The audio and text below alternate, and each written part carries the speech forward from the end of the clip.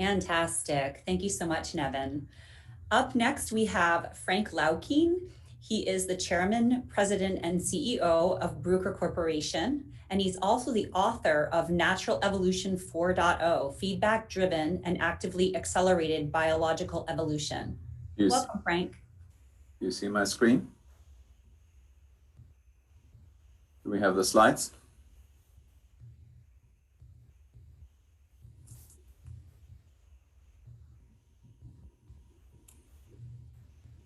Are the slides coming through? They're not currently.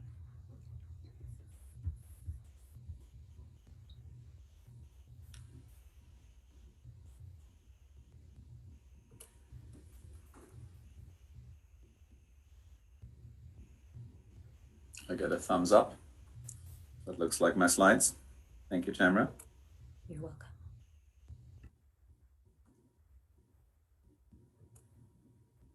And in full screen mode. I guess I'm in presentation mode. I did not mean to do that. Well, in the interest of time, I'll stick to that right now. So after two incredible days on Wednesday and Thursday, I thought we just couldn't match that possibly on a third day. But I have to say that the morning and early afternoon speakers have just been spectacular. And it is really amazing how many new insights we are getting into cancer, how complex it is, but also how much reason there is from hope as we have more insights that are going perhaps that are particularly clear in this symposium, because we really are at the intersection of so many different fields, all the way to bioelectric morphology and information theory as presented by Perry this morning, and of course many insights. I'm really pleased that we're moving beyond mutations and methylation. They are very important, but they're only a part of the story to understanding larger genome destabilization, genome chaos, that we're focusing on the genome. We're focusing also on the karyotype. And then we're moving beyond genetics to what I would call the molecular phenotype of the cell. And the proteomics talks and post-translational modification talks, for instance, by Michael Gillette today, focusing on phosphosites, have just been, remember, these PTMs are not templated by the DNA, nor are ultimately the metabolites that Elizabeth has been focusing on. So us seeing not only a focus on the real-time genome evolution, but also on the molecular phenome is something that I really appreciate. And in fact, I'll go deeper into that. I'll skip a whole bunch of my slides. You can look at them later on, but after Michael's presentation today, I don't need to talk about proteomics. I don't need to talk about neoantigens. Beyond the conceptual part of my talk about the evolution of evolutionary processes and evolvability, I'll skip a bunch of slides and go straight to glycomics. Now, if proteomics and post-translational phosphorylation aren't hard enough, we need an even bigger lamppost to look into glycomics, because it is also an alphabet or code of life. It uses different logic. It is not well understood. And I'll try to convince you towards the end that it is also very important in cancer. Beyond looking at cancer cells at the genome molecular phenome, I think another great trend has been, and that was stressed today, that we're looking at the host, which I've been nagging everybody about. Look at the host, look at look at the tumor microenvironment. That's become very important, as Adeline have pointed out, as Patrick today has pointed out, and others. I'll also show you some examples that the stroma, the extracellular matrix, and its malignancy, well, it's not really what proliferates and is cancer per se, but it is a part of the cancer story, because without that stroma and extracellular matrix that's also changing and also has nuclei oscillation levels, they are enabling cancer as a clinical phenomenon. And of course, that larger organization is important. Michael Levin has given such an shocking and an important talk that we really need to look at interactions between cells, bioelectric interactions, and tissue morphology. So it's, yes, the picture gets more complicated, but at least my impression is as perhaps in our thinking, we're becoming broader, we're pulling out of some partial dead ends, quite honestly. And yes, we may not understand everything, but by pulling up a level or two levels beyond genome into the molecular phenome, and also looking at the host and doing that longitudinally, I believe we at least pull ourselves up to where we have a chance of getting a deeper understanding, and therefore know how to detect earlier, know how to treat earlier, and perhaps come to some almost holy grail insights and perhaps therapies like what Patrick presented today. Absolutely beautiful and amazing data, and a lot of hope also for late stage cancer patients. So let me talk a little bit briefly about something that is more conceptual before I get to glycomics, two very different parts of my talk.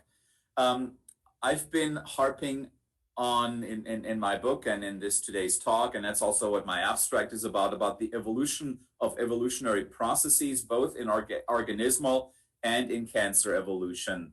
So I'm thinking about the evolutionary processes or evolvability as a trait per se, and Darwinian natural selection in organismal evolution, also in cancer evolution, is really also looking at, I think Dennis called it the stochasticity of the cell, of the tissue, the flexibility. I'll call it the evolvability. I also know that Ken Pienta, he hasn't focused on that so much yesterday on that aspect, because he was busy with his new insights and Professor Liu's insights on giant cancer cells. Evolvability as a trait is also important in cancer, and Ken has published on that along with Yin Song. It is certainly very important in organismal biological evolution. The random mutations theory, some people try to dismiss it. I think it had to be there at the beginning of evolution, when probably in an RNA world at the very beginning, near the beginning of evolvability and the origins of life with first protocells. I'm pretty sure, although we cannot prove it, what happened exactly 4 billion years ago, there were no other evolutionary mechanisms other than random, at the time, RNA mutations. But over time, additional processes that are used in cell biology, whether it's pathobiology, disease biology, or healthy normal biology, nature doesn't differentiate these things. These are artificial differentiations that we as human scientists and observers bring in. As more of these processes, including a lot of active cell biology processes that James Shapiro and others have described, and that are only getting more interesting as we learn about EVs and the exosome as delineated in Scott Bonner's talk and so on. As more and more of these active processes have become available, they have largely, in organismal evolution, replaced random infinitesimal mutations for adaptive evolution. Now, there are so many exceptions that are very visible, namely random mutations that have deleterious disease effects with deformations, death, monogenic diseases. We can't help but forget about those, and their random mutations where they have a negative effect, they're very important, of course. In adaptive, beneficial evolution, organismal evolution, they're probably playing a minor role. Now, this changing view that I've also outlined a little bit, and that, of course, Dennis and Jim have talked about, of limitations of the modern synthesis and organismal evolution, is having a big impact. Once we accept, I think all of us accept, that cancer is an evolutionary phenomenon in this symposium. You probably wouldn't be here if you didn't agree with that. But how the evolution works, that it does not only evolve with somatic mutation theory, which plays a role at times, maybe in driver mutations, maybe towards the end after major transformations in the second phase of evolution as described by Henry Hang. But there are so many other genetic processes and genome and karyotype rearrangement processes that play a major role also in cancer. Very interesting that Bob Weinberg today said, well, once you have multiclonal species, you actually don't have time for selection anymore. It cannot be Darwinian because it proliferates so quickly that you don't have time for a full selection of a single clone. I thought that was an interesting observation. So So I will just almost leave it there that as adaptive changes accumulate over time, they also evolve more efficient evolutionary processes and faster evolvability in organismal, 4 billion years of organismal evolution. And but I think it also creates a big role in cancer. I'll come to that in a moment.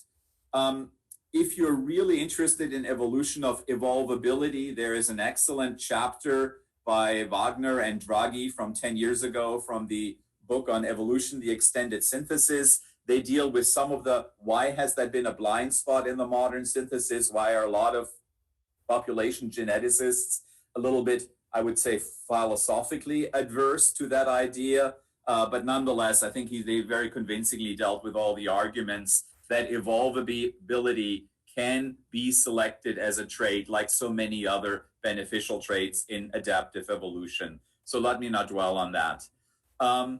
In real-time multiclonal cancer cell quasi-evolution, I think we have very nice examples of how, as I said before, I'm very glad that we're looking at these major genome rearrangements from whole genome doubling that Charles presented on Wednesday to aneuploidies, polyploidies, multinucleated giant cancer cells that were described with amazing talks yesterday by Ken and by Jin Song today, to not so much discussed here, but also the epigenome of cancer cells. There's some amazing papers by Grail recently that have shown incredible specificity and tissue of origin characterization of cancer cells. They weren't that sensitive in the early stages of precancerous and phase 1, phase 2 cancer. But I think for that, I've argued you need to also look at the host. You need to look at signatures on the host interactions and on the host immune system and host response to get even higher sensitivity in the precancerous and cancer phase 1 and phase 1 detection, which we all want to see in order then to try new drugs or to enable, as Patrick did today, to enable the body to use its ability as a drug maker with the immune system to deal with the incredible complexity of multiclonal heterogeneous cancer. Maybe the only other point that I will make on this slide, and it doesn't particularly belong on this slide, is to stress the host, the patient again. I think of the host as the most sensitive detector before we can detect it any other way by mass spec, by metabolomics, by NMR, by sequencing. Let's look at the response of the patient, the host, as the most sensitive detector to precancerous or early cancerous development, and measure the reactions of the host and of the immune system. And finally, who's the best drug maker? Who's best at fighting cancer? Can we keep up with making 1 or 2 drugs? Well, it sounded a lot like we can't, but the human body, the host, can keep up with its immune system in fighting rapidly evolving multiclonal cancer. At least that gives us the best chance. So as I promised, I will now go to a very specific topic and more or less stay in my time. I'll skip everything on neoantigens, on proteomics, because I think Michael did such a beautiful work in his collaboration with Steve Carr and others, and go to the role of glycosylation, something that hasn't been talked about very much. And it's not only the glycosylation of the cancer cells, which are progressively getting more decorated. Their glycocalyx, which is the carbohydrates that compromise the shell of the cancer cells, gets more and more decorated. And by the way, I think the decoration that will go the way of junk DNA and of, what else did we hear today? Something about, no, I can't think of it right now, but there was something else where someone else underestimating nature and calling something trash information. Oh yeah, trash giant cells and junk DNA. I think glycosylation and as a decoration rather than as a functionally important feature is going to become very, very important, very hard to study, even more complex than the proteome, even harder to study. But we are observing empirically that as either prostate cancer, in this example by Richard Drake, or breast cancer, also by the Drake group, progresses, not only do the cancer cells become more and more decorated, to use that bad word, but also does the stroma and the extracellular matrix become more and more glycosylated. And we need to study that and the dynamics of tumor and immune glycosylation, because they are also going to be, at least I predict, very critical to improving immunotherapy. And so finally, I think we'll have to, and Perry, you're going to love this, we'll have to look at yet another code, namely the sugar code. That's not some term that I came up with, which is a third or perhaps the fourth alphabet of life, if epigenetic codes are a third one, that are carbohydrate based. They require higher information density. They probably use because they are on the surface of the cells. You need other molecules at the surface of the cells that can be branched, that can have higher information content. They probably use fuzzy logic and maybe a sort of machine learning of the cell. They're incredibly hard to understand conceptually, and we don't understand them yet. They're very, very important empirically in cancer progression, but we need to understand them. And with that, since I'm out of time, I'll just leave it at that and take a question or two before turning things over to the next speaker. Thank you very much. Thank you very much, Frank. Such a complicated subject, but you have done justice to making us think anew about these things.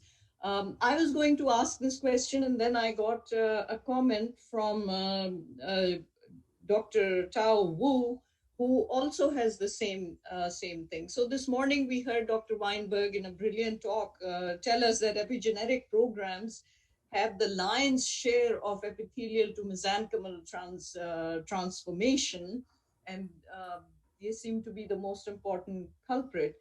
But we are not talking so much about the epigenetic programs at all. And Dr. Wu's question is the same. We are missing epigenetics. Please comment, Frank. Yes, I think there's the narrow definition of epigenetics. You look at DNA methylation, you look at the histone code, you look at things like that, chromatin structure. And especially if you look at the broad definition of epigenetics, where post-translational modifications, phosphorylation in proteins, or glycosylation that I was just talking about, in the broad definition of epigenetics, because it's not strictly part of the gene, it's not templated. The glycosylation, as far as we know, is not templated by our genome or by our genes. I think it plays a tremendously important role in cancer evolution. I take a broader role of evolution than just genetics or even the genome. I think any molecules that can store biological information inherently become evolvable. And normally in the long-term evolution of organisms, you don't detect it because epigenetic inheritance exists, but only for a few generations. And the long-term evolution is, of course, at the genome. But in cancer cells, they're an exception. They evolve so fast, they proliferate so fast, you have multiple generations. There, I think the epigenetic fast inheritance, whether it's DNA methylation or all the way to phosphorylation or glycomics, is very important and plays a role for the next progeny of the next cancer cell generation. Thanks, Frank. I'll take one executive decision and read to you what Dr. Henry Hanks said, that if host and microenvironment are constraints to control the cancer evolution, the specificity might be less important. Do you agree? Yes, I think from the detection, the sensitivity, you need specificity and sensitivity. I think you need to look at the genome and things that are related to the genome as being much more specific, just like in viral detection, which I deal a lot with. But you also need to look at the host response, which may be more sensitive, but it is inherently going to be less specific. I don't know whether that was... Thank you, Frank. And finally, Dr. Wu sent again a comment saying, yes, broad epigenetic definition, the 1996 version. Okay, thank you. I love it. Over thank to you. Camera.